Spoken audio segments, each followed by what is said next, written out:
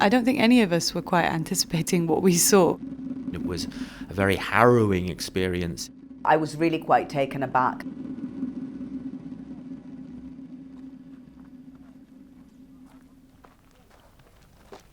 When we got there, it was in the middle of all this sort of rough desert terrain. There were several old-looking warehouses. They looked as if they were disused from a distance, so we weren't sure exactly where we were being taken. Then we actually literally discovered this detention center. I have visited a lot of detention centers all over the world, and I don't recall seeing detention conditions quite as bad. And as we approached, the door was opened. We walked in and we were greeted by probably around 400 men in one room. From wall to wall, the room was entirely full. They were in a crouching position, clearly unable to lie down. The thought immediately went through my mind as, well, how on earth do they sleep? There was hundreds of eyes peering up at us from these sort of ghostly pale faces.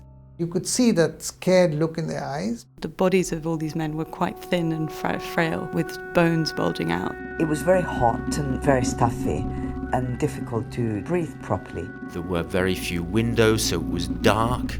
As you can imagine, it smelled pretty intense. An ominous and eerie silence almost oozed from the room. Some of them were children, 15 years old, 14 years old children. There was a toilet and a shower in the corner, clearly insufficient for the huge number of people in there. Apparently it's the first time that anybody's ever visited them or been allowed in to see them. The ones I spoke to said that their families didn't know where they were.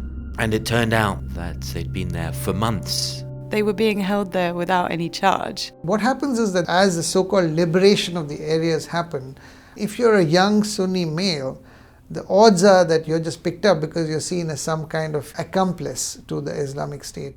These were children. They just wanted to know whether they would get out. Had they done something wrong? They have no idea what's going to happen. Will they be dead or alive? Will they be tortured? One of the reasons that the guards allowed us in was that they were asking for more help from the central government in Baghdad. They don't have enough money to give them food, to give them medicines. It's really bad shape. We had just 2 days later a meeting with the Prime Minister of Iraq. This is what I said to the Prime Minister. The way to solve the problem is to make the Sunnis feel that they have human rights, they're equal citizens of the country. After a few days, we heard that quite a number of these detainees had been released.